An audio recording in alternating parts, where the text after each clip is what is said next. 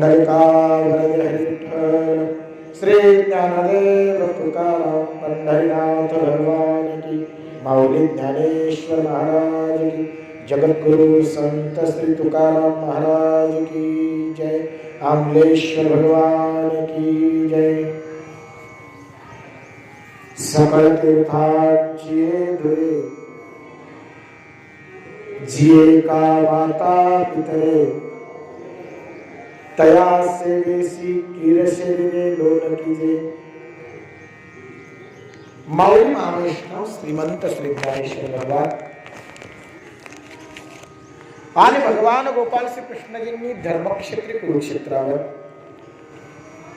अर्जुनाला सांगितलेली श्रीमद भगवत गीता आणि त्या गीतेवर ज्ञानोबारायांनी भावार्थ दीपिकेच्या निमित्तानं सुंदर अशी केलेली टीका,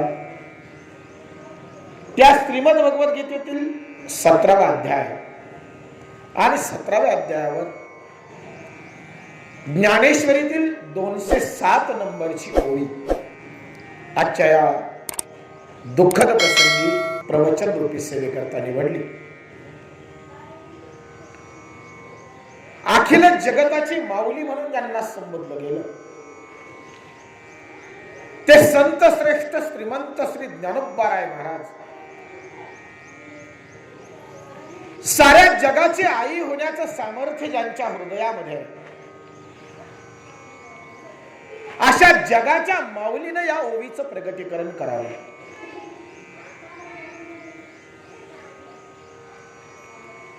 ओवी ज्यांच्या मुखातून प्रगट झाली ती विश्व माऊली आहे। जगाची आई होणं आणि 1-2 अपत्यांची आई होणं याच्यात फरक आहे। जगाच्या आईनं जगताचा विचार केला आणि आपल्या आईनं फक्त आपल्या लेकराचा विचार केला। महिला वर्ग बोलायचं नाही तिकडं,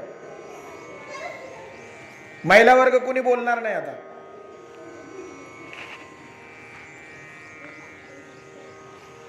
जगाच्या आईनं जगावर प्रेम करावं, आपली आई तरी आपल्या लेकरांवर प्रेम करते। आपल्या आईजवळ स्वार्थ आहे पण विश्व माऊलींकडे परार्थ आहे, परोपकार आहे।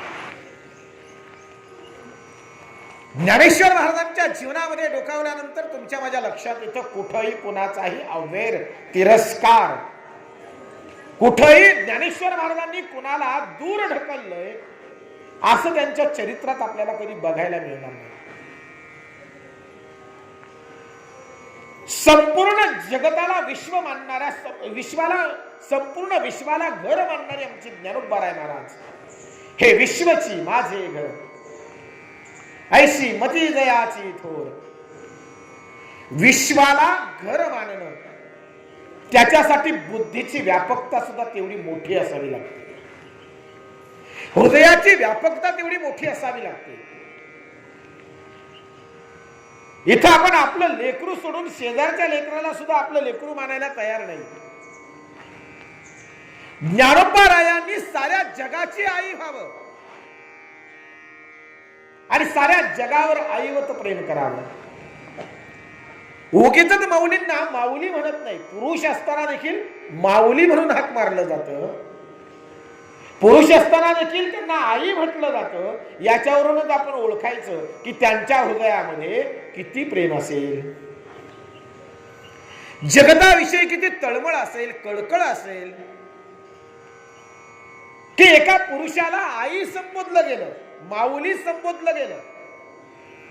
आणि केवळ महाराष्ट्राची आई नाही, केवळ भारतवर्षाची आई नाही, तर आई साऱ्या विश्वाची आहे। त्याचं कारण आहे ज्ञानोबारायांनी जे मांडलं, ज्ञानोबारायांनी जे बोललं, ज्ञानोबारायांच्या चरित्रातून जे प्रगट झालं ते विश्व मार्गदर्शक आहे, ते विश्वासाठी आहे, जगासाठी आहे। कधीही ज्ञानोबारायांकडून संकुचित विचार प्रगट झाला नाही, कधीही ज्ञानेश्वर महाराजांकडून मर्यादित विचार निर्माण झाले नाहीत। ज्ञानोबारायांचे विचार जर आपण बघितले तर ज्ञानोबाराया स्वतः म्हणतात अवघाची संसार सुखाचा करीन, आनंदे भरीन तिन्ही लोके. अवघाची संसार आहे कुठं मर्यादा? संपूर्ण संसाराचा विचार आहे. अवघाची संसार सुखाचा करीन. प्रतिज्ञा आहे ज्ञानोबरायांची.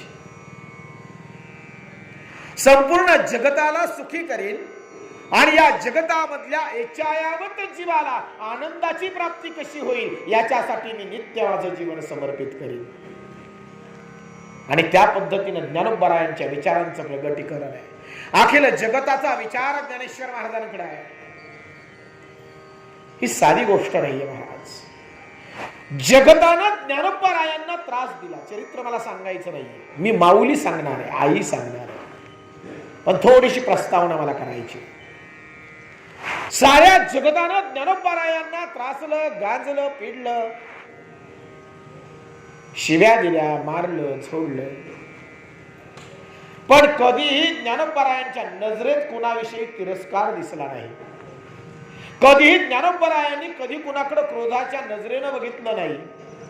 कधी ज्ञानोबरायांच्या मुखातून वाईट शब्द बाहेर पडला नाही. एवढा जगानं त्रास दिला तरी तुम्ही ज्ञानेश्वरीच्या 9000 ओव्या अभ्यासा, कुठेही वाकडा शब्द ज्ञानेश्वरीत नाही, कुठंच नाही. स्वज्वळ, सुंदर, पवित्र, शुद्ध ज्ञानेश्वरी. कुठे यत्किंचितही जगाविषयी तिरस्कार ज्ञानेश्वरीत तुम्हाला बघायला मिळणार नाही. ज्ञानेश्वर महाराजांनी तो प्रगट केला नाही, अर्थात नव्हताच त्यांच्या हृदयात, तर प्रगट होण्याचा प्रश्नच येत नाही. पसायदान जर आम्ही बघितलं माऊलींचं, आम्ही रोज पसायदान म्हणतो, पण पसायदान म्हणण्यात आणि अर्थ जाणून म्हणण्यात फार मोठा फरक आहे. काय पसायदान आहे? आणि पसायदान ही मर्यादित प्रार्थना नाही बरं का. ती मराठीत जरी असली, प्राकृतात जरी असली, तरी ती केवळ महाराष्ट्रीयन राज्यासाठी आहे असं आपण अजिबात समजायचं नाही.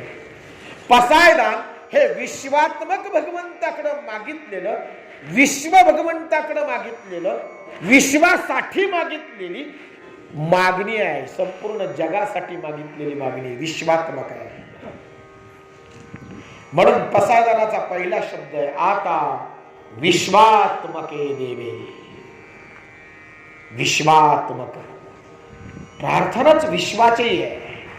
म्हणून ही प्रार्थना जगातल्या, विश्वातल्या प्रत्येक जीवासाठी ज्ञानोबरायांनी केली, याचना केली. किती सुंदर आहे पसायदान. आता विश्वात्मके देवे एने वाग्यज्ञ तोषावे, तोषोनी मज द्यावे पसायदाने. जे खळांची व्यंकटी सांडो, तया सत्कर्मी रती वाढो, भूता परस्परे जणू मैत्र जीवांची. काय सुंदर प्रार्थना आहे. आम्ही कधी बघतच नाही महाराज, आम्ही कधी अर्थच जाणला नाही पसायदानाचा. एक पसायदान समजलं नाही, एक पसायदान तरी संपूर्ण ज्ञानेश्वरी समजली महाराज. एक पसायदान तुमच्या लक्षात आलं ना, एक पसायदानाचा अर्थ जर तुम्हाला व्यवस्थित कळला ना, तर माऊलींची योग्यता काय, माऊलींचा अधिकार काय, ते तुम्हाला लगेच कळेल. जे खळांची व्यंकटी सांडो म्हणजे काय? खळ नष्ट होत असं ज्ञानोबराया म्हणालेच नाही. खळ म्हणजे काय? दुष्ट, दुष्ट, दुष्ट, दुष्ट मरोत, दुष्ट नष्ट होत. या जगामध्ये दुष्टांना तोटा नाही, दुर्जनांना तोटा नाही. सज्जन कमी पण दुर्जन जास्त आहेत. खरंय ना? जगामध्ये सज्जनता असलेली माणसं कमी आहेत, नाही असं मी म्हणत नाही, आहेत, पण संख्येनं कमी आहेत. दुर्जनांची भर, दुर्जनांचा भर या जगतामध्ये जास्त आहे. वाईट विकृतीची, वाईट प्रवृत्तीची, वाईट विचारांची, वाईट आचरण करणारी माणसं समाजात जरा जास्तच आहेत. जरी आचरणानं चांगलपणा दाखवत असला ना, तरी बुद्धीत कुठेतरी वाईटपणा असतो. वरून दाखवायला जरी स्वज्वळता असली ना, तरी अंतःकरणात कुठेतरी काळेपण असतो, नाही का? काही माणसं तशी वागतात, तोंडावर गोड बोलतील पण मनातून म्हणतील याचं वाटोळ झालं पाहिजे. यालाही दुष्टपणाच म्हणतात. म्हणजे दुष्टपणा कृतीतूनच प्रगट झाला पाहिजे असं काही नाही.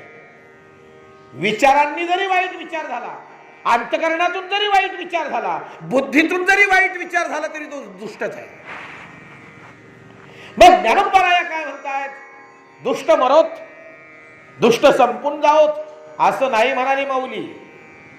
माऊली म्हणतायत जे खळांची व्यंकटी सांडो, दुष्टांचा दुष्टपणा नाहीसा हो, दुष्टांमधला दुष्टपणा संपुष्टात येवो, त्यांची दुष्टबुद्धी नाहीसी हो, त्यांचे दुष्ट विचार संपून जावोत आणि तया सत्कर्मी रती वाढो, त्यांची सत्कर्मांमध्ये रुची वाढू दे. हे भगवंता, हे विश्वात्मक परमात्म्या, खळांची, दुष्टांची, दुर्जनांचा दुर्जनता, दुष्टांचा दुष्टपणा नष्ट होऊन त्यांची सत्कर्मांमध्ये रुची वाढू दे. काय मागणं आहे महाराज. म्हणून तर त्यांना माऊली म्हटलं गेलं, जगाची आई म्हटलं गेलं. आणि त्या जगाच्या आईनं मांडलेली ही ओवी आहे. अजून एक महत्वाचा मुद्दा सांगायचा. ज्ञानेश्वर महाराज अखिल जगताची माऊली होती याच्यात संशय कुणालाच नाही. तुम्ही आम्ही देखील त्या ज्ञानोबरायांच्या पायी माऊली म्हणूनच वागतो. आणि प्रत्येक वारकरी, प्रत्येक महाराष्ट्रीयन माणूस आळंदीला गेल्यानंतर आईच्या जवळ आल्याचा अनुभव प्रत्येक वारकरी घेतो. आळंदीला गेलेला प्रत्येक वारकरी कधी म्हणत नाही की मी परक्या ठिकाणी आहे, मी तर माझ्या आईच्या जवळ आहे. ही प्रत्येक वारकऱ्याची भूमिका आहे. ज्ञानोबराया आई आहे, पण एक सांगू का, या आईची सुद्धा एक आई होती. ज्ञानेश्वर महाराजांच्या आई वडिलांनी देहांत प्रायश्चित्त घेतल्यानंतर ज्ञानोबरायांना पोरकेपण अनुभवायला आलं, त्यांच्या जीवनामध्ये पोरकेपण आलं. पण ते पोरकेपण भरून काढण्याचं काम एका संत महिलेनं केलं आणि ती म्हणजे मुक्ताई. बर का, ज्ञानोबरायांच्या जीवनामध्ये मुक्ताई आली आणि ज्ञानोबरायांच्या जीवनातलं आईपणाचं जी उणीवता होती ती आईपणाची उणीव संपली. म्हणून माऊलींची माऊली म्हटलं गेलंय मुक्ताईला. मी प्रत्येक आई सांगतोय, मग आईकडे जाणार आहे. मुक्ताईनं ज्ञानोबरायांना देखील लेकरासारखं मानलं नव्हे, लेकरूच मानायची. आईसारखा उपदेश त्याच 5 वर्षाच्या पोरीनं ज्ञानोबरायांना केला, ज्यावेळी ज्ञानोबरायांनी झोपडीचे दार बंद करून घेतलं. जगाच्या त्रासाला कंटाळून जेव्हा ज्ञानोबरायांच्या अंतःकरणामध्ये जीवन संपवण्याचा विचार आला, जगाला कंटाळल्यानंतर ज्ञानोबरायांच्या अंतःकरणामध्ये जेव्हा जीवन संपवण्याचा विचार आला आणि ज्ञानोबरायांनी जेव्हा ताटी बंद करून घेतली, तेव्हा त्या ज्ञानेश्वर महाराजांना ताटीच्या अभंगांमधून आईसारखा उपदेश करणारी मुक्ताई आहे. काम क्रोध मागे सारा, ताटी उघडा ज्ञानेश्वरा. काम क्रोध मागे सारा. कुणावर रागवता माऊली? कुणाचा द्वेष करता? कुणाबद्दल क्रोध धरता? आपलं ते कार्य नव्हे. जगाच्या उद्धारासाठी आपण अवतरित झालो ज्ञानोबा. असे हातपाय घालून चालणार नाही. अजून धर्म जागा करायचा आहे, धर्माची पुनर्स्थापना करायची आहे. उठा माऊली, उठा. अजून बरंच कार्य शिल्लक आहे. म्हणून ज्ञानोबरायांना पुढील कार्यासाठी प्रवृत्त करणारी आई म्हणजे मुक्ताई. ताटी उघडल्यानंतर ज्ञानोबरायांनी मुक्ताईला कडेवर उचलून घेतलं. 5 वर्षाच्या पोरीला मटा पापे घेतले. मुक्ते, आज जर माझी आई असती ना तर तुझ्यासारखंच मला सांगितलं असतं. त्या दिवसापासून ज्ञानेश्वर महाराजांनी कधीही मुक्ताबाई म्हटलं नाही, मुक्ते म्हटलं नाही, मुक्ताई म्हटलं. मुक्ताई, आई जोडलं. आई, ज्ञानेश्वर महाराजांची आई मुक्ताई. म्हणून आई ही नात्यानंच असावी असं नसतं बरं का. ज्ञानेश्वर महाराजांची छोटी बहीण 5 वर्षाची मुक्ती जर विश्वमाऊलीची आई होते, 1400 वर्षाच्या चांगदेवाला ही 7 वर्षाची पोरगी आई होऊन उपदेश करते. खरंय ना? वय वर्ष किती चांगदेवाचं? 1400 वर्ष. ज्या चांगदेवाला जन्म मृत्यूच्या पलीकडे जाण्याची सिद्धी प्राप्त आहे, 1400 वर्ष जगला म्हणजे मृत्यूवर मात केलीच की नाही? 1400 वर्ष कोण जगतंय? पण मृत्यूला हुलकावणी देण्याचं सामर्थ्य ज्या चांगदेवामध्ये, अशा 1400 वर्षाच्या आगाध अनुभवाला, आगाध ज्ञानाला 7 वर्षाच्या मुक्ताईनं सांगितलं, चांगदेवा जन्म मृत्यू आपल्या हाती घेऊ नये, ती परमेश्वराची सत्ता आहे.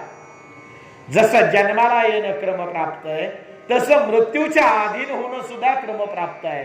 जन्माला येणं जसं सत्य आहे, तसा मृत्यू सुद्धा सत्य आहे. आणि जो जन्माला आला त्याला मरावंच लागतं, हा मृत्यू लोकातला नियम आहे. आणि त्या नियमाला मोडण्याची तुला परवानगी नाही.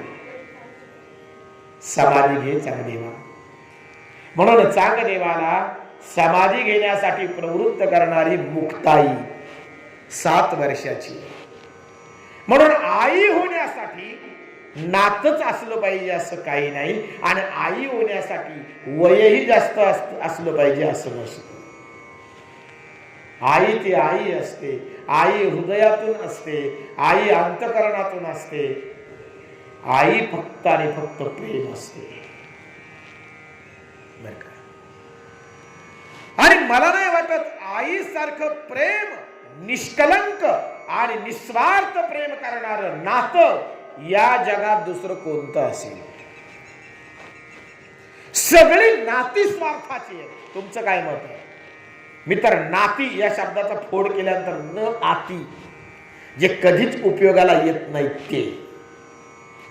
नातेवाईक, नाते, कळलं ना? शब्द सुद्धा काय मराठी सुंदर आहे महाराज. नाती न आती, जे कधीच, आती म्हणजे येणे, जे कधीच येत नाहीत ते नातेवाईक. येत नाहीत म्हणजे तसे येतात पण स्वार्थासाठी.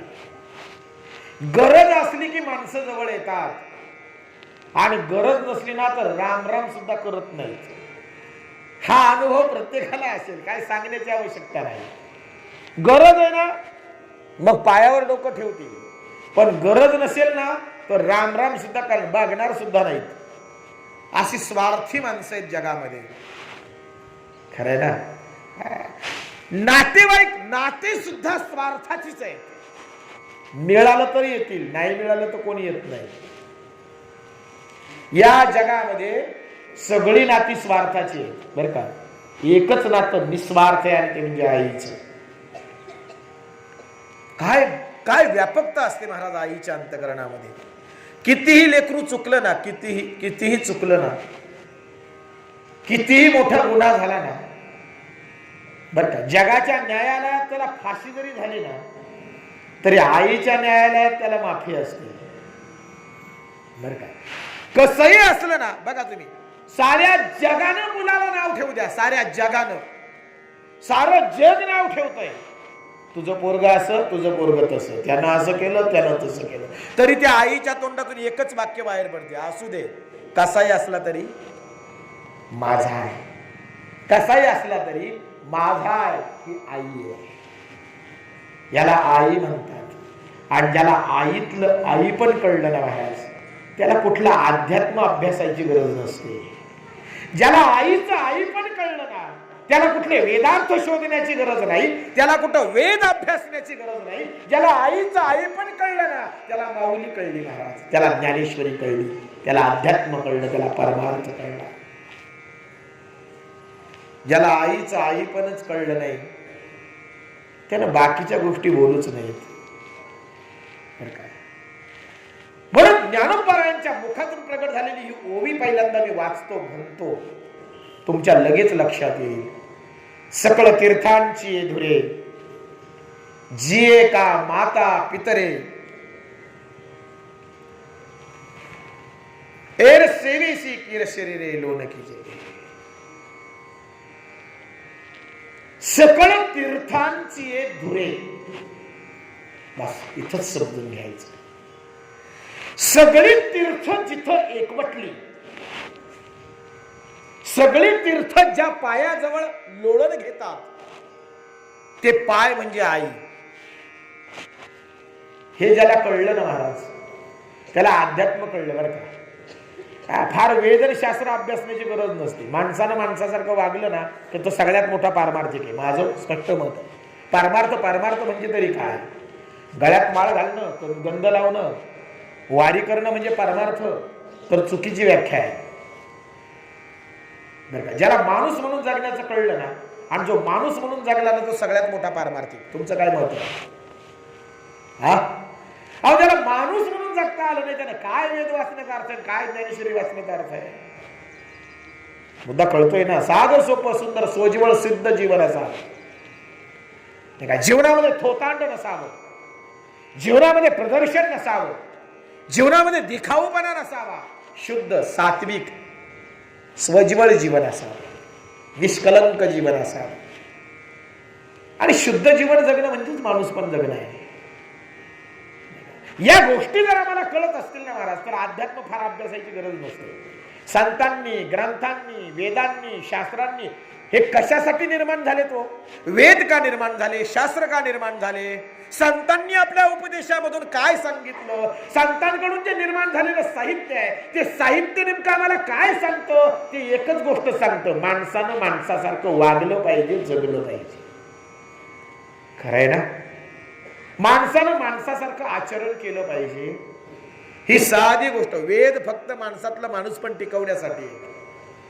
शास्त्र का निर्माण झाली? तर तुम्ही आम्ही माणसासारखं कसं जगावं, माणसानं माणसासारखं कसं राहावं, कसं वागावं, कसं आचरण करावं, याची नियमावलीच आहे ना ती, साचाच आहे ना तो.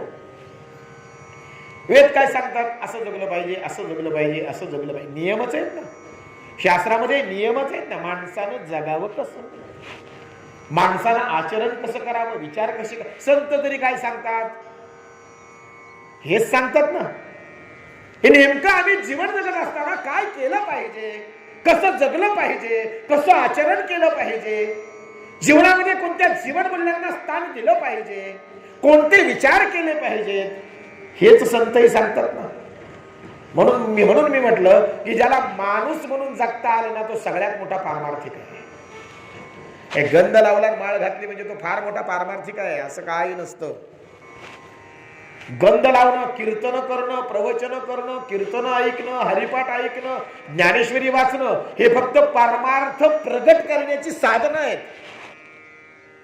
त्याद्वारे परमार्थ प्रगट होतो बर का. पण म्हणून हे करणारे पारमार्थिक असतातच. नीट मुद्दा लक्षात घ्या. परमार्थ म्हणजे काय बरं का. माणसं सहज बोलता म्हणतात, अहो काय नाही हो, काय माणूस गळ्यात माळ आहे त्याच्या, कपाळाला गंध, अहो रोज मंदिरात दर्शनाला येतो. फार मोठा पारमार्थिक माणूस. म्हणजे मंदिरात दर्शनाला आला म्हणजे पारमार्थिक का? त्याच्या जीवनामध्ये तो किती शुद्ध विचार करतो, त्याच्या जीवनामध्ये तो किती शुद्ध आचरण करतो, याच्यावर त्याचा पारमार्थिकपणा आहे. नाही तर कपाळाला गंध आणि विचार मात्र दुर्गंधीचे, मग उपयोग काय त्या गंधाचा? अहो गंध का लावला याचाच गंध नसेल तर गंध लावून उपयोग काय? मुद्दा कळतोय का? गंध का लावलाय याचाच जर गंध नसेल तर गंध लावून उपयोग काय? मुद्दा कळला ना. म्हणून नुसताच गंध लावू नये, गंध का लावला याचाही गंध असावा. गळ्यात माळ घालून जगाला दाखवण्यासाठी नसते ती. काही मुद्दामच वर काढून चालतात जगाला दिसावी म्हणून. माळ दाखवण्यासाठी नाही. माळ ही वारकरी संप्रदायाची आचरण पद्धती आहे, लक्षात ठेवा. तिथं आम्हाला काही बंधन आहेत. तुझ्या गळ्यात तुळशीची माळ आहे म्हणजे तू वारकरी आहेस, आणि तू वारकरी आहेस तर जेने विठ्ठल मात्रा घ्यावी त्याने पथ्ये सांभाळावी. अन्यथा विठ्ठल मात्रा न घ्यावी. ही विठ्ठल मात्रा आहे. म्हणून वारकऱ्याला काही निर्बंध आहेत, काही पथ्य आहेत. आणि सगळ्यात मोठा निर्बंध आहे, त्यानं दुराचार आणि दुर्व्यवहार करू नये. वारकऱ्यानं दुर्बुद्धीनं वागू नये. हे पहिले नियम आहेत. मग बाकीचे काय असतील ते एकादशी करा, सोमवार करा, आळंदी पंढरीची वारी करा, हे नंतरचे नियम. पण पहिला नियम, त्यानं दुराचारापासून दूर व्हावं, त्याचं आचरण शुद्ध असावं. ज्याचं आचरण शुद्ध तो वारकरी. तुमचं काय मत? व्याख्या सोप्या आहेत. या व्याख्यांना विसरून माणसं नको त्या गोष्टींकडे पळतात. ज्याचं आचरण शुद्ध तो वारकरी. माळ गळ्यात असून ज्याचं आचरण शुद्ध नाही त्याला तुम्ही वारकरी म्हणाल? खरंय ना. मंदिरात रोज जातो पण विचार शुद्ध नाहीत. कीर्तन रोज ऐकतो पण विचार शुद्ध नाही, आचरण शुद्धता नाही. मग ऐकण्याला अर्थ काय? म्हणून फार महत्वाची गोष्ट आहे, तुमच्या अंतःकरणामध्ये तुम्ही आतून कसे आहात हे परमार्थ बघतो. तुम्ही बाहेरून कसे, याला परमार्थात स्थान नाही. म्हणून आमचे चोखोबा म्हणतायत, काय भुललासी वरिलिया रंगा. वरचा रंग महत्वाचा नाही, वरून कसा हे फार महत्वाचं नसतं. परमार्थामध्ये आतून कसा हे महत्वाचं आहे. बघा, पण आजकाल काय झालंय, बेगडाच्या चमकीलाच महत्व दिलं जातं. बेगडाची चमक बेगड माहिती आहे ना? बेगड पोळ्याला बैलांच्या शिंगाला लावलं जातं. ते आता मिळतात की नाही मला माहित नाही, आहेत का ते? चमकीचा कागद असतो, असा चमकतो तो. ते बैलांच्या शिंगाला पोळ्याच्या सणाला लावतात. पण त्या कागदाची चमक फार फार तर संध्याकाळपर्यंत असते. फार फार तर संध्याकाळपर्यंत, नंतर त्याची चमक आपोआप कमी होते. पण माणसं बेगडी चमकीला, गारगोटीला महत्व देतात, हिरा बाजूला करतात. ही आजकालची पद्धती आहे. आज समाजामध्ये दुर्जनाचा उदो आहे, दुर्जनांच्या मिरवणूक आहेत, सज्जनांना मात्र त्रास होतो. ही आजची कलियुगातली परिस्थिती आहे. चांगलं माणसांना नको आहे, बरं का? चांगलं माणसांना नको आहे, हे दिसतं आम्हाला. तुम्ही आम्ही सगळेच अनुभवतोय, सांगण्याची गरज नाही. आणि म्हणून कुठंतरी चांगुलपणा जपणं, अंतःकरणामध्ये शुद्धता ठेवणं, आचरण शुद्धता ठेवणं, विचारांची शुद्धता ठेवणं, हे आजच्या परिस्थितीमध्ये फार मोठं दिव्य आहे. ही फार मोठी साधना आहे आजच्या काळात. एवढं जरी जमलं ना, मला वाटतं तरी मला वाटतं जीवन सफल झालं. एवढं जरी जमलं तरी, ज्याला जीवनामध्ये शुद्ध आचरण करता आलं आणि चांगले विचार करता आले ना, मला वाटतं तो जीवनातला सर्वात यशस्वी माणूस आहे. हा, एवढं करणं सुद्धा अवघड आहे आजच्या काळात. परिस्थिती तशी नाही, वातावरण फार अवघड आहे. आजूबाजूला सगळा दुराचार फिरतोय, अशुद्धता आहे, अशुद्धता. मग अशुद्धता फक्त पाण्यातच आहेत का? प्रदूषण पाण्यातच आहे का? प्रदूषण फक्त अन्नातच आहे का? प्रदूषण फक्त हवेतच आहे का? नाही ना. प्रदूषण माणसात सुद्धा आहे, प्रदूषण माणसाच्या विचारात सुद्धा आहे. आणि मला वाटतं या बाहेरच्या प्रदूषणापेक्षा आहे ना, विचारांचं प्रदूषण आजकाल जास्त आहे, बर का? या बाहेरच्या, आवाज येतोय ना, बाहेरच्या प्रदूषणापेक्षा विचारांचं प्रदूषण आजकाल जास्त आहे, बघा ना. आणि विचारांचं प्रदूषण जेव्हा समाजामध्ये वाढतं ना, विचारांचं प्रदूषण जेव्हा समाजामध्ये वाढतं ना, तेव्हा समाजामध्ये दुष्कर्म घडायला सुरुवात होते. समाजामध्ये दुष्कर्म घडतात विचारांच्या प्रदूषणामुळे.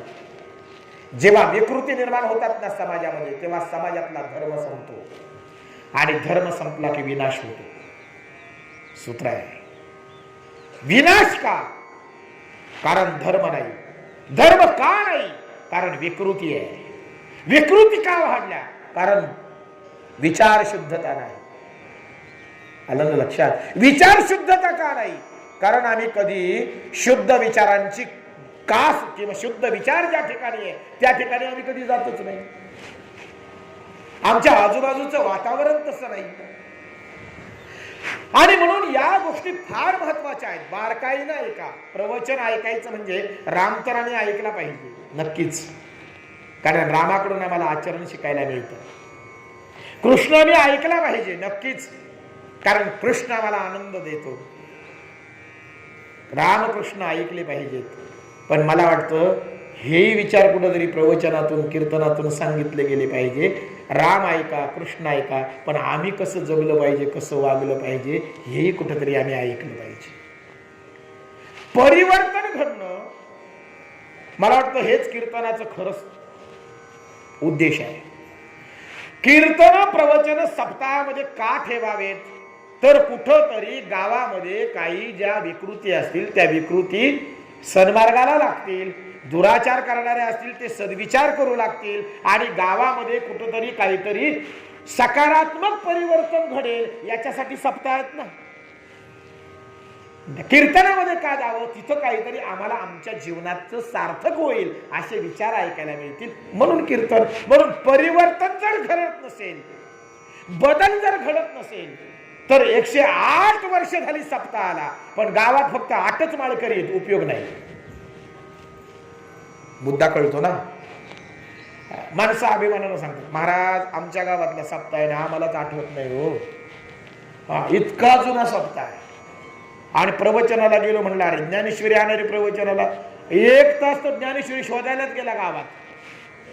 1 तास ज्ञानेश्वरी म्हणाले, अमक्याच्या घरी पाहत, अमक्याच्या घरी पाह, याच्या घरी पाह, त्याच्या घरी, 1 तास ज्ञानेश्वरी शोधायला. आणि सप्त्याचं वर्ष किती म्हणाले, आठवत नाही महाराज, इतका जुना सप्ताह आहे आमचा. अवघड आहे ना. बघ नेमकं आम्ही करतोय काय, आमच्या जीवनामध्ये आम्ही जगतोय कसं, कुठंतरी अंतर्मुख होणं आणि कुठंतरी आपण आपल्या स्वतःचं अवलोकन करणं आज ही काळाची गरज आहे. आत्मपरीक्षण करणं ही काळाची गरज आहे. आज आम्ही स्वतःकडे बघितलं पाहिजे, आम्ही कसं वागतोय. जगाकडे बोट करायचं राहू द्या हो. आम्ही आजपर्यंत फक्त समोर बोट करतच जगत आलो. त्यानं असं केलं, त्यानं तसं केलं, ह्यानं असं केलं, ह्यानं तसं केलं. समोर बोट करायचं राहू द्या. आता फक्त आणि फक्त आपल्या स्वतःकडे बघा, तो कसा वागतो याच्यापेक्षा मी कसा वागतो तिकडे डोकावणं गरजेचं आहे. जगाचे दोष शोधत बसू नका, माझ्यातले दोष काय आहेत ते मी शोधून दूर करणं गरजेचं आहे. खरं आहे ना. आत्मपरीक्षण होणं गरजेचं आहे. आणि ते आत्मपरीक्षण जेव्हा माणसं करू लागतील ना, तेव्हा आपल्यातलेच दोष आपल्याला कळतील. आणि आपल्यातले दोष जेव्हा आपल्याला कळतील ना, तेव्हा ते दोष दूर करण्यासाठी माणसं प्रयत्न करतील. पण आपल्या मराठीमध्ये म्हण आहे, दुसऱ्याच्या डोळ्यातलं कुसळ दिसतं पण आपल्या डोळ्यातलं मुसळ दिसत नाही. मराठी काय सुंदर आहे बघा ना. दुसऱ्याच्या डोळ्यातलं कुसळ दिसतं म्हणजे दुसऱ्याचा एवढासा दोष पटकन लक्षात येतो आपल्या, पण आपले भले भले दोष आपल्यालाच कळत नाहीत. खरं आहे ना. म्हणून याच्यासाठी आत्मपरीक्षण फार महत्वाचं आहे. आम्ही कसं वागतो हे फार महत्वाचं आहे. आमचे विचार कसे आहेत हे फार महत्वाचं आहे. आणि एक सांगू का, मी कसा विचार करतो हे मला कळतं. तो विचार चांगला आहे की वाईट आहे हे मला कळतं. कारण चांगलं वाईट फक्त माणसालाच कळतं, जनावराला चांगलं वाईट कळत नाही. म्हणून ते जनावर आहे बर का. माणसालाच ती ताकद आहे, माणसाकडेच ती शक्ती आहे. कोणती? सद विवेक बुद्धी. विचार फक्त माणसाकडे आहे. चांगलं आणि वाईट माणसाला कळतं, योग्य अयोग्य माणसाला कळतं, जनावराला ते कळत नाही. जनावराला 4च गोष्टी कळतात, आहार, निद्रा, भय, मैथुन. बस या 4च गोष्टी जनावराला कळतात. आपल्यालाही त्या कळतात, पण आपल्याला निसर्गानं भगवंतानं एक वेगळी शक्ती दिली आहे, ती म्हणजे विचार. आणि त्या विचाराच्या जोरावर तर आज माणूस सर्वश्रेष्ठ आहे. खरं आहे ना. नाहीतर वाघाला पिंजऱ्यात बंद करण्याची ताकद कुणाची? तसं पाहिलं तर शक्तीचा विचार केला तर वाघ केव्हाही माणसाला फाडील. पण त्याच वाघाला, त्याच सिंहाला पिंजऱ्यामध्ये बंद केलं, हे कशाच्या जोरावर? विचार याच्या जोरावर. माणसानं बुद्धीच्या जोरावर वाघ सिंहादी स्वापद सुद्धा बंद केली. परग्रहावर माणूस गेला, मंगळापर्यंत पोहोचला, चंद्रावर पाऊल टाकलं. कशाच्या जोरावर? त्याच्याकडे विचारशक्ती आहे ना, त्याच्याकडे बुद्धिमत्ता आहे ना, म्हणून हे वेगळे पण आहे त्याच्याकडे इतर प्राण्यांसारखं. तो विचार करतो, त्याला समजतं, योग्य अयोग्य त्याला कळतं ना, म्हणून तो माणूस आहे. आणि जेव्हा तो विचार करायचं टाकून देतो ना, माणूस जेव्हा विचार करायचं सोडतो ना, तेव्हा माणसंच माणसाला म्हणतात काय जनावरासारखा वागतो, म्हणतात ना, अरे काय जनावरासारखं वागणं आहे तुझं. जनावरासारखं का? विचार करणं सोडलं. म्हणून मी काय विचार करतोय, मी कसं आचरण करतोय हे मला कळतंय ना, मला समजतंय ना, माझा विचार योग्य आहे की अयोग्य आहे कळतंय ना. तरी माणसं वाईट वागतात, तरी माणसं दुराचार करतात, तरी माणसं दुर्व्यवहार करतात, कळतंय तरी करतात की नाही. वाईट वागणारी माणसं नाही आहेत का? मग आपण वाईट वागतो हे त्याला कळत नाही का? अहो दारुड्या सुद्धा दारू पिल्यावर म्हणतो दारू पिणं वाईट आहे. अहो त्यालाही कळतं वाईट आहे, पण पितच ना. हा, जुगार खेळणं चांगलं की वाईट? कोण म्हणेल चांगलं? कोणीच नाही. वाईट ते वाईटच असतं आणि चांगलं ते चांगलंच असतं. हे चांगलं वाईट आम्हाला कळतं, तरी दुर्व्यवहार करतात माणसं, तरी दुराचार करतात. म्हणजे आम्हाला कसं जगावं हे अजून कळलं नाही, काय विचार करावेत हे आमच्या लक्षात नाही महाराज. कोणत्या आधारानं आम्ही जीवन जगलं पाहिजे हेच आम्हाला उलगडत झालेलं नाहीये अजून. माणसं फक्त जगायचं म्हणून जगतात. चाललंय जगायचं. आत्मपरीक्षण केलं पाहिजे. कारण एक सांगू का माय बाप हो, पुन्हा आम्हाला हा नरदेह मिळणार नाही, पुन्हा नाही. आणि माणसानं हे पहा, संधी एकदाच मिळते, त्या संधीचं सोनं केलं तर ठीक. आणि एक सांगू का, ही तुम्हा आम्हाला मिळालेली एकमेव संधी आहे, निसर्गानं दिलेली, भगवंतानं दिलेली ही एकमेव संधी आहे. याच्यानंतर इथं बसलेल्या कुणी सांगावं पुढचा जन्म मी माणूस म्हणूनच जन्माला येईल, आहे कुणाला गॅरंटी? मग आम्हालाच जर गॅरंटी नाही पुढचा जन्म आम्हाला काय मिळेल आमच्या कर्मानुसार, जर आम्हालाच माहित नाही, तर आता मिळालंय त्याचं सार्थक करून घ्यायला काय हरकत आहे?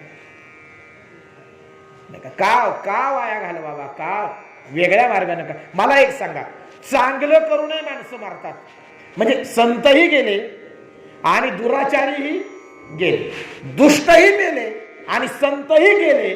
चांगलं करूनही माणसं मारतात आणि वाईट करूनही माणसं मारतात. मग वाईट करून मारण्यापेक्षा चांगलं करून मेलेलं काय वाईट आहे? खरंय ना, वाईटही मेले आणि चांगलेही मेले. मग आता वाईटालाही मरण्याच्याच दिशेने, वाईटही मरतोय चांगलाही मरतोय, तर वाईट करून मरण्यापेक्षा चांगलं करून मेलेलं काय वाईट आहे? वाईटच का जगावं? कशासाठी? त्यानं काय फायदा? चांगलं जगूनही या जगातलं कुणी काही नेलं नाही आणि वाईट जगूनही कुणी काही नेलं नाही.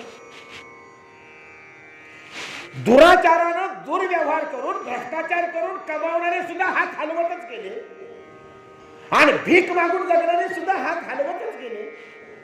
खरंय ना? भ्रष्टाचार करून कमवून बसले, त्यांनी काय नेलं?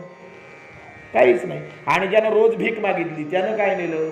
काहीच नाही. जर जायचंय रिकाम्या हातानं, तर भ्रष्टाचार करून, दुराचार करून, उगाच दुसऱ्यांची मन दुखावून, व्यभिचार करून, दुराचार करून जगण्यात काय अर्थ आहे? खरंय ना? म्हणून आम्ही कसं जगतोय याच्याकडे जरा डोळसपणे बघा. खरं अध्यात्म ते बरं का. हा, ज्याला जगायचं कळलं ना त्याला अध्यात्म कळतं महाराज. ज्याला जगायचंच कळलं नाही त्याला काय अध्यात्म सांगून उपयोग आहे? असे भरपूर कीर्तन रोज टीव्हीवर सकाळ संध्याकाळ चालू आहेत. म्हणून वाकडं वागायचे थांबलेत का माणसं? नाही ना. सप्ताह चालू आहेत, कीर्तन प्रवचन चालू आहेत, कथा चालू आहेत, सगळं आहे. पण म्हणून दुर्बुद्धी संपल्यात का? त्याचं कारण आहे, माणसं फक्त ऐकतात पण आचरण करत नाहीत. ऐकतात सगळेच, तुम्ही आम्ही सगळेच. आता तुम्ही ऐकत आहात, पण माणसं म्हणतात चला ठीक आहे ऐकलं, चांगलं झालं, गेले आपापल्या कामाला लागले. पुन्हा सुरू. बदल होणं फार महत्वाचं आहे महाराज. म्हणून या ठिकाणी सगळ्यात महत्वाचा मुद्दा, स्वार्थ बाजूला करून फक्त आणि फक्त परार्थासाठी जगणार एकच नातं आहे, आई, एकच. आणि म्हणून आईची उपमा संतांना सुद्धा आहे. तुम्ही संत मायबाप है ना. संतांना आई बाप म्हटलं, संतांना आई म्हटलं का? कारण परार्थ आहे, परहित आहे. आई स्वतःच्या पोटाला चिमटा घेईल, पण माझं लेकरू जेवलंय की नाही याची पहिली चिंता ती करते. बघा तुम्ही, कितीही मोठा होऊ द्या, कितीही मोठा लेक होऊ द्या, पण जेव्हा तो लेक आपल्या आईला भेटायला जातो ना, तेव्हा ती आई पहिल्यांदा म्हणते, बाळा खातोस का काही, करू का तुझ्यासाठी काही. बघा बघ, आई येते. तुम्हालाही आठवत असेल तुमची आई, बघा जरा आठवून, तिचा चेहरा डोळ्यापुढे आणा. गेल्यानंतर पहिलं तुम्हाला ती विचारणार, बाळा काही खाल्लंस का रे, करू का तुझ्यासाठी काही. ही आई आहे. पोराला सुद्धा सांगते, डब्यात जे दिले ना ते खा बरं का शाळेत गेल्यावर, पण आवडीच देते, ती आई आहे. जे असेल ते खा बरं का, डब्यात दिलंय तुला, पण त्याच्या आवडीच डब्यात टाकून देणारी आई असते. म्हणून आई ज्याला कळली ना महाराज, बस त्याला देवाकडे मंदिरात जायची गरजच नाही, तीर्थयात्रा करायची गरज नाही, सगळे तीर्थ तिथं आहेत. माय बाप केवळ काशी, तेने न जावे तीर्थासी. माय बाप केवळ काशी, तेने न जावे तीर्थासी. तीर्थयात्रा करत बसू नका. ज्याला आईबाप कळले ना त्याला देव कळले, ज्याला आईबाप कळले त्याला वेद कळले, ज्याला आईबाप कळले ना त्याला शास्त्र समजले, ज्याला आईबाप कळले त्याला संत कळले, आणि ज्याला आईबापच कळले नाही त्याला हे बाकीचं सगळं कळूनही उपयोग नाही. म्हणून गणपती बाप्पा आता विसर्जित झाले. गणपती बाप्पा कैलासामध्ये ते कथा प्रसंग तुम्हाला सर्वांना माहित असेल. नारदजी मोदक घेऊन आले, बुद्धिवर्धक मोदक होता तो. मोदक एकच आहे, कार्तिकेय स्वामींनी मागितला नाही, गणपती बाप्पा नाही मागितला. नारदजी म्हणाले आता दोघांना आता विभागून देणं तर शक्य नाही, कुणाला तरी एकालाच मिळेल, कुणाला तरी एकालाच मिळेल, पण त्यासाठी एक परीक्षा द्यावी लागेल. म्हणून परीक्षा दिली. काय परीक्षा ठेवली? पृथ्वीवरची सर्व तीर्थक्षेत्र करून जो सर्वात पहिल्यांदा कैलासात येईल त्याला हा बुद्धिवर्धक मोदक मिळेल. कार्तिकेय स्वामींनी पटकन मोरावर बसावं, त्यांचं वाहन मोर आहे, मोरावर बसावं आणि तीर्थयात्रेला निघून जावं. गणेशजी मात्र तिथंच बसलेले आहेत, ते कुठंच गेले नाही, त्यांनी काही हालचालही केली नाही. इकडे कार्तिकेय स्वामी सर्व तीर्थक्षेत्र घेऊन कैलासाकडे परत येऊ लागले. नारदजींनी गणेशजींना विचारलं, बाप्पा और कार्तिकेय स्वामी सर्व तीर्थक्षेत्र करून पुन्हा येत आहेत माघारी, तुम्हाला नाही का जायचं, तुम्हाला मोदक नकोय का? तेव्हा बाप्पा म्हणाले, मला जाण्याची काही गरज नाही, तीर्थक्षेत्र सगळी इथंच आहे. म्हणून बाप्पा उठले आणि समोर बसलेल्या आपल्या आई वडिलांना म्हणजे भगवान शंकरजी आणि पार्वती मातेला प्रदक्षिणा मारली, त्यांच्या पायावर डोकं ठेवलं आणि पुन्हा गणेशजी आपल्या स्थानावर विराजमान झाले. कार्तिकेय स्वामी घामाघूम होऊन आले, पाहिले तर गणपती आहे तिथंच बसलेले आहेत नाही का. म्हणून नारदजींना कार्तिकेय स्वामी म्हणतात की नारदजी महर्षी द्या तो मोदक, त्याच्यावर माझा अधिकार आहे. का तर सारी तीर्थक्षेत्र गणपती बाप्पाच्या आधी मी साऱ्या तीर्थक्षेत्रांना जाऊन आलोय. नारदजी म्हणाले, नाही, वर्मच कळलं नाही कार्तिकेय स्वामी तुम्हाला, जे गणपती बाप्पानं केलं ना ते तुम्हाला साधलं नाही, म्हणून गणपती बाप्पाला बुद्धीची देवता म्हटलं गेलं. मोदक सहज बाप्पाच्या हातात ठेवला आणि सांगितलं, या मोदकावर अधिकार तुमचा आहे, कारण खऱ्या अर्थानं तीर्थ कुठं आहेत हे तुम्हाला समजलं. आई बापाच्या पायावर तीर्थ आहेत हे ज्या मुलाला कळतं ना महाराज, मला वाटतं जगातलं तो सर्वात सुंदर मुलगा आहे, तो सर्वात सुंदर पुत्र आहे. आणि आई वडिलांची मान समाजामध्ये खाली होऊ नये असा जो जगतो ना तो पुत्र. आई वडिलांच्या मान समाजामध्ये कधीच खाली होणार नाही अशा पद्धतीनं जे जीवन जगतात ना, त्याला पुत्र म्हणतात, त्यालाच मुलगी म्हणतात, त्यालाच मुलगा म्हणतात. अभिमानानं माझी आई बाप समाजात वागली पाहिजेत, वावरली पाहिजेत. तो अभिमान, त्या अभिमानाला कधीही तडा जाऊ न देता जे आपलं आचरण करतात त्याला मुलं म्हणतात. कारण आमची परंपरा आहे ती, आमची विचारधारा आहे ती. आमच्या प्रभू रामचंद्रजींनी आपल्या वडिलांची मान खाली होऊ नये आणि इतिहासानं माझ्या बापाकडे बोट दाखवू नये म्हणून आपल्या बापानं दिलेल्या वचनांच्या पूर्तीसाठी वनवास स्वीकारला 14 वर्षांचा. असे पुत्र आमच्या मातीत झाले. आणि म्हणून कुठंतरी आम्ही या गोष्टींचा विचार करणं गरजेचं आहे. वेदशास्त्र राहू द्या बाजूला, नुसतं पाठांतर करण्यात काही अर्थ नाही. तुकोबराय सुद्धा म्हणतायत वेदांचा तो अर्थ आम्हासीच ठावा, एरांनी व्हावा भार माथा. कारण मुख्य पंडित त्या ठिकाणी म्हणत होते, जेव्हा तुकोबारायांना बोलावलं गेलं, का हो तुकोबा तुम्ही वेद सांगता, तुम्हाला कोणी अधिकार दिला वेद सांगण्याचा? तुमच्यासारख्या क्षुद्रांना वेद प्रगटीकरण करण्याचा अधिकार नाही. तो अधिकार आमचा आहे, वेदांवर अधिकार आमचा आहे. तुकोबाराय म्हणाले तुमचे वेद पाठ असतील, तुमचे वेद पाठ असतील, पण आम्ही वेद जगतो जगतो जगतो.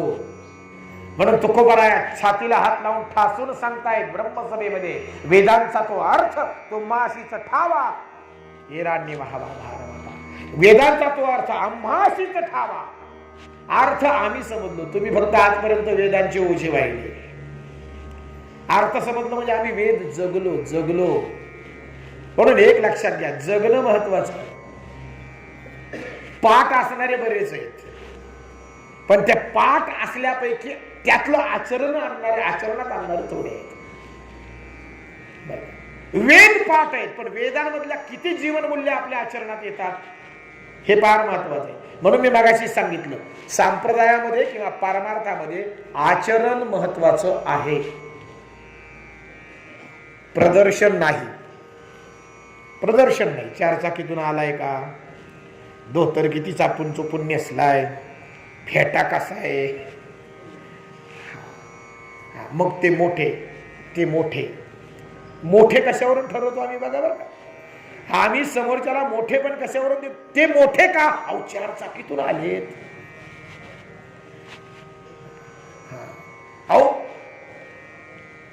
एवढं घेतात, आम्ही त्यांना मोठं म्हणतो. बऱ्याचदा लहानातलं मोठेपण आम्हाला कळत नाही.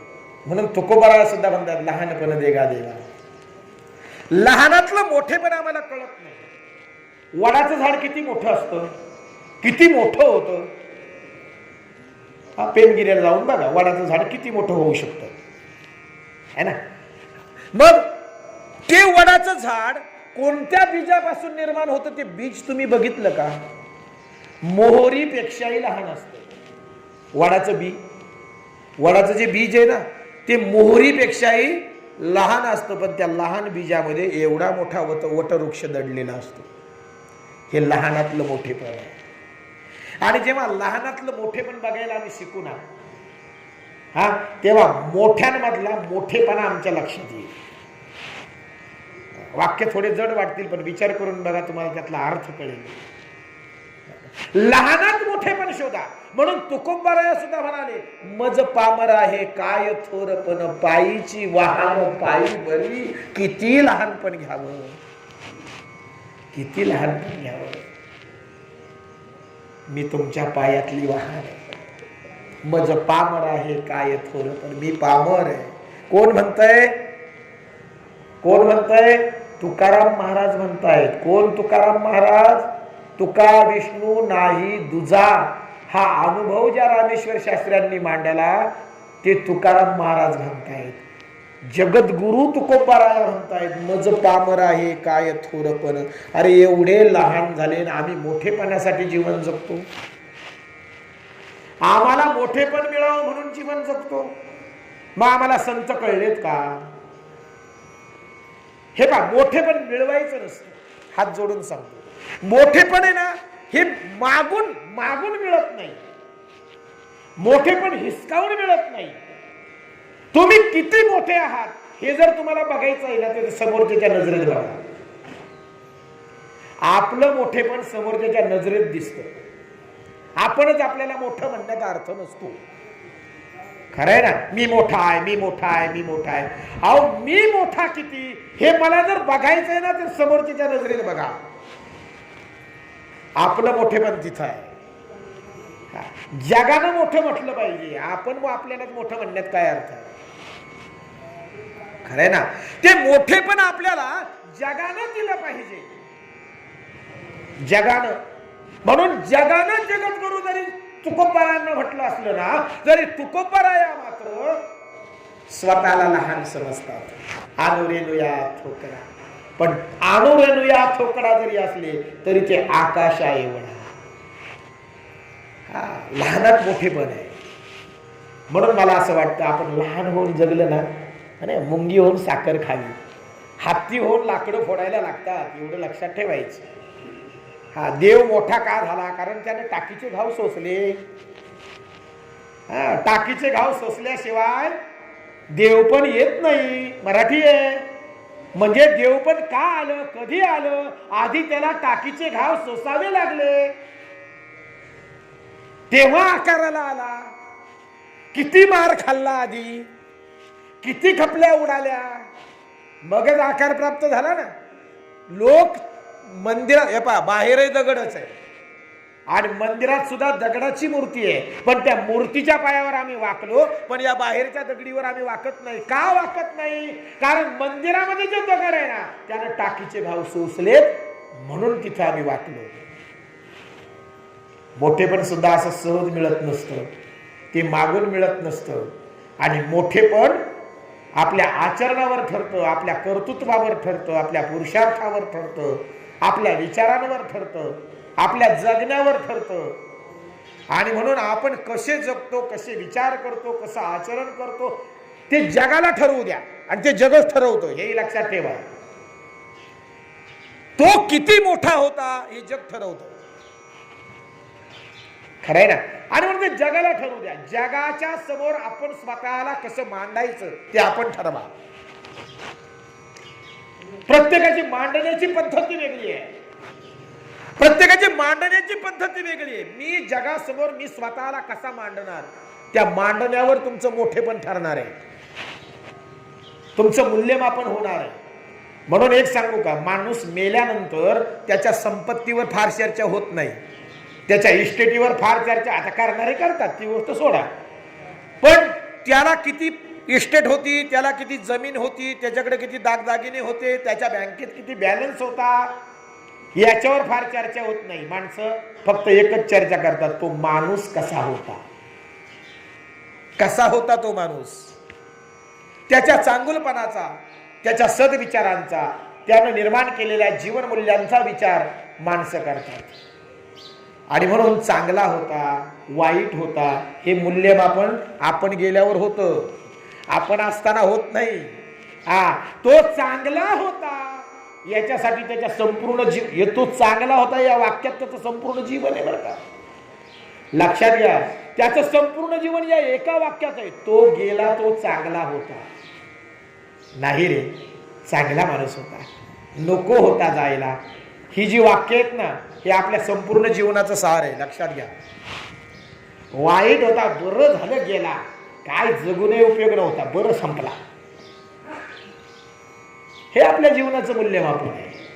आणि म्हणून समाजासमोर आपण स्वतःला कसं प्रस्तुत करतो हे फार महत्वाचं आहे. म्हणून मी मगाशी सांगितलं की तुम्ही किती अभंग पाठ केले, किती ओव्या पाठ केल्या नाही का, किती वेद तुम्हाला माहिती आहे, किती शास्त्र तुम्ही जाणता, हे फार महत्वाचं नाही. तुम्ही स्वतःला जगासमोर कसे मांडता, तुम्ही स्वतःला जगासमोर कसे ठेवता हे फार महत्वाचं आहे. तुमचं आचरण कसं हे महत्वाचं आहे. खरं आहे ना. नाहीतर संत सदाचाराला महत्व देतात. आम्ही जर व्यभिचाराने भ्रष्टाचार करत असतो तर आमचा गाथा पाठ असून उपयोग नाही. आम्हाला कळलेच नाही तुकाराम महाराज, आम्हाला माऊली कळल्याच नाहीत, आम्हाला संत कळलेच नाहीत, आम्हाला गीता भागवत कळलंच नाही. फार महत्वाची गोष्ट आहे. नुसतं वाचण्याला अर्थ नाही हो, किती पारायण झाली फार महत्वाचं नसतं. फार महत्वाचं करायला पाहिजे इथपर्यंत तुम्ही वाचावी ज्ञानेश्वरी इथपर्यंत बरोबर आहे, वाचलीच पाहिजे, अभ्यासलीच पाहिजे. पण त्याच्याही पुढे जाऊन आमचे नामदेव महाराज म्हणतायत नाना म्हणे ग्रंथ श्रेष्ठ ज्ञानेश्वरी एक तरी ओवी अनुभवावी. ही ही ही ही गोष्ट फार महत्वाची आहे. म्हणून किती वाचली महत्वाची नाही, किती अनुभवात आली ते महत्वाचं आहे, किती आचरणात आली ते महत्वाचं आहे.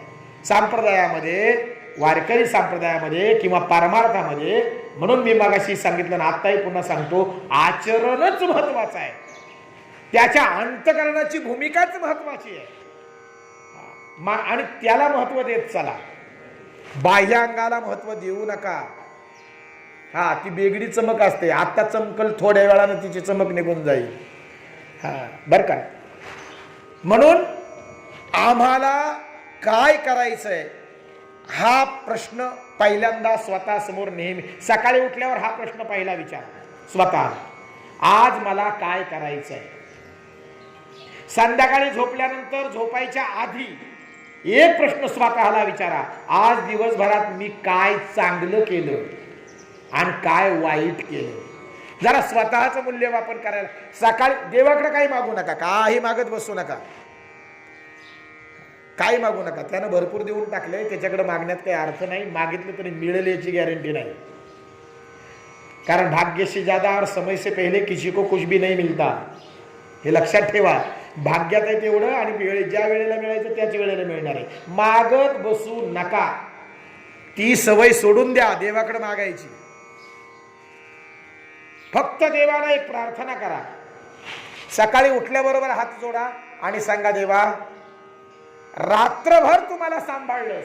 लक्षात घ्या बरं का, कुणावर विश्वास ठेवून झोपता तुम्ही. रात्री तुम्ही जे डोळे मिटताय, कुणावर विश्वास आहे तुमचा. तुम्हाला गॅरंटी आहे का तुम्ही सकाळी उठाल. पण विश्वास ठेवून झोपलो की नाही, विश्वास ठेवून झोपलो, खात्री आहे मला मी सकाळी उठणार आहे ना. त्या विश्वासावर आपण झोपतो ना, की सकाळी मला जाग येणार आहे, या विश्वासावर आपण डोळे अडकतो. ज्यानं आम्हाला रात्रभर सांभाळलं, ज्यानं आम्हाला रात्रभर सांभाळलं आणि झोपेत असताना सुद्धा आम्हाला जिवंत ठेवलं, सकाळी उठल्यावर हात जोडा, त्या परमात्म्याचे आभार माना की परमेश्वरा रात्रभर तुम्हाला सांभाळलंस. आता मी माझ्या व्यावहारिक जीवनाची सुरुवात करतोय. परमेश्वरा दिवसभर माझ्याकडून काही अनुचित होऊ देऊ नकोस, काही वाकडं माझ्या हातून घडू देऊ नकोस. माझ्या जीवनात चांगलं होऊ दे, माझ्या आजचा दिवस चांगल्या सत्कर्मात जाऊ दे. करा ना प्रार्थना, कधी वाकडी बुद्धी सुचणार नाही. फक्त ही प्रार्थना करून बाहेर निघा आणि सांगा, देवा आज दिवसभर मी इकडे जाणार आहे, इकडे जाणार आहे, हे करणार आहे, ते करणार आहे. त्या प्रत्येक गोष्टीत तू माझ्या बरोबर राहा. भगवंत माझ्या बरोबर आहे ही जाणीव ज्याला असते ना, तो वाकडा वागत नाही. बर का, भगवंत माझ्या बरोबर आहे याची जाणीव ज्याला आहे ना, तो शक्यतो वाकडा नाही वागत, कारण त्याला माहिती आहे माझ्या बरोबर आहे. आणि ज्याची भगवंताबद्दलची जाणीव संपली ना, ती वाकड्यात जातात. बघा तुम्ही वाक्य जरा, या वाक्यांचा नंतर निवांत विचार करा. भगवंताची जाणीव संपली, ते वाकड्यात जातात. भगवंत माझ्या नित्य बरोबर आहे याची जाणीव ज्याला आहे ना, ते शक्यतो वाकडं वागत नाहीत, कारण त्याला माहित आहे तो माझ्या बरोबर आहे, तो मला बघतोय, तो माझं परीक्षण करतोय.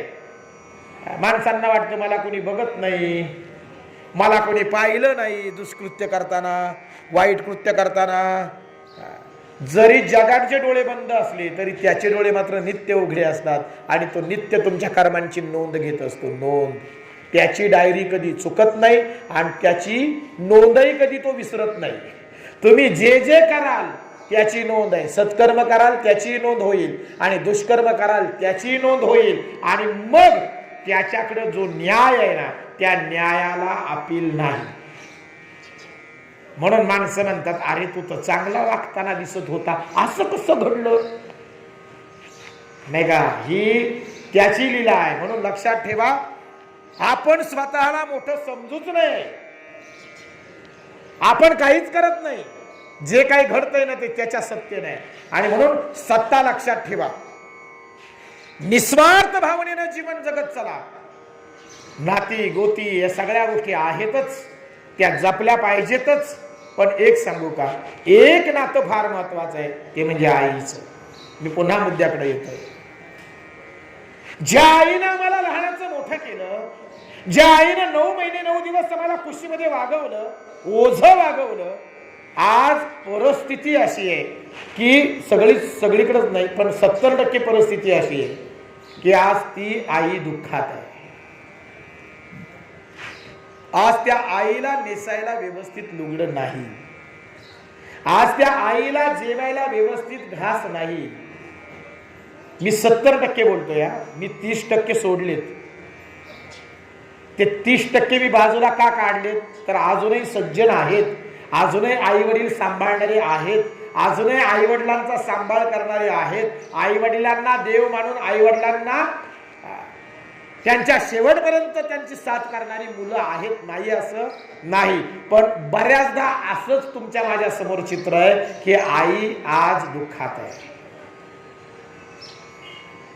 मला एकच कळतं माय बापू, जिनं जन्म दिला, ज्या बायकोनं आपल्या हातात हात दिला आणि आपल्या सोबत आली, त्या बायकोसाठी जर आपण 2 महिन्यातून साडी घेऊ शकतो, तर जिनं जन्म दिला आणि आपलं ओझं 9 महिने 9 दिवस आपल्या कुशीत वागवलं आणि ज्या आईनं खस्ता खाऊन आपल्याला लहानाचं मोठं केलं, छातीचं दूध पाजून आपलं जीवन आपण सक्षमपणे जगू शकतो, हे सामर्थ्य ज्या आईनं आपल्याला दिलं, त्या आईसाठी वर्षातून 1 लुगडं तर घेऊ शकतो. ते सामर्थ्य आमच्यात नाही का?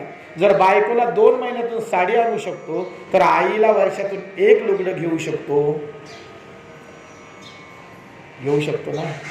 ज्या आईनं आम्हाला पदराखाली वागवलं, जेव्हा दुःख आलं तेव्हा आम्ही आईच्या पदराखाली जाऊन लपलो, ज्या आईनं आमच्यावरची संकट बाजूला केली, त्या आईला आम्ही घरातला एखादा कोपरा देऊ शकत नाही. मला त्याच गोष्टी मांडायच्या नाहीयेत. कारण एक सांगू का माय बापू तुम्हाला, आई वडील या मुद्द्यावर आजकाल सर्रास सगळेच कीर्तनकार आणि प्रवचनकार बोलतात. कानी कपाळी ओरडून समाजाला सांगतात, सांगितलंय, सांगतच आहेत, पुढेही सांगतील. समाजावर फरक पडतोय. वृद्धाश्रम बंद पडलेत? नाही पडले. आईचा त्रास कमी झाला नाही, बापाचा त्रास कमी झाला. मग सांगून उपयोग काय? सांगून उपयोग काय?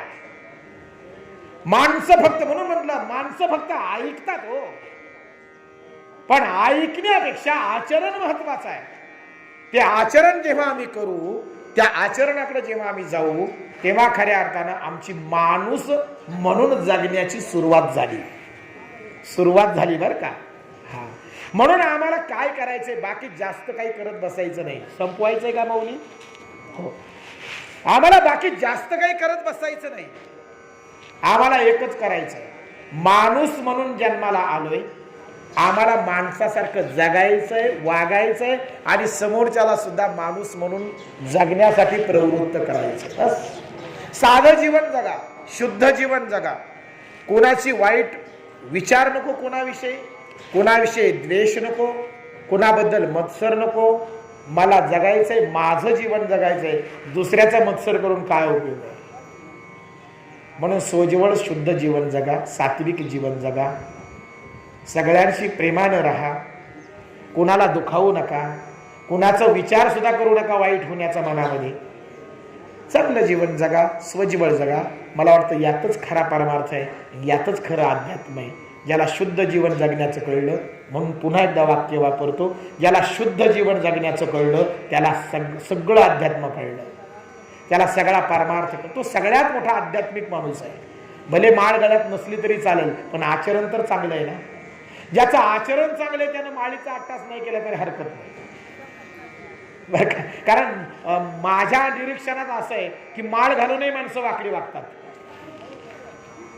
तुमचं काय मत आहे मला माहित नाही, तुमचा काय अनुभव आहे मला माहित नाही. सगळीच नाही म्हणत मी, सगळीच म्हणत नाही, पण 50% माळकरी मी असे बघितले, 50% चांगले, पण 50% मी असे बघितले माळ आहे तरी वाकडे वागतात. आणि माळ नसून सुद्धा सज्जनतेनं वागणारी माणसं समाजामध्ये आहेत. म्हणून माळ हे बंधन नसावं. हा, माळ जरूर असावी, कारण ती विठ्ठल मात्र आहे. तिथं कुठंतरी आमच्या मनाला, स्वैर मनाला बंधन घालण्यासाठी आम्हाला माळ असावी, जरूर असावी. पण एक सांगू का, अट्टाहास नसावा. कारण माळ न घालता शुद्ध आचरण, शुद्ध आचरण जीवनामध्ये असणारी माणसं आहेत. आणि म्हणून चांगलं जीवन जगा, स्वच्छ जीवन जगा, परमेश्वराच्या अधीन राहून जीवन जगा, निसर्ग नियमांच्या अधीन राहून जीवन जगा, आचरण शुद्धता ठेवा. या सगळ्या गोष्टी जीवनामध्ये फार महत्त्वाच्या आहेत. त्याचं तुमच्या माझ्या जीवनामध्ये नित्य आचरण व्हावं, अशी या ठिकाणी मी मनोभावे प्रार्थना करतो. आणि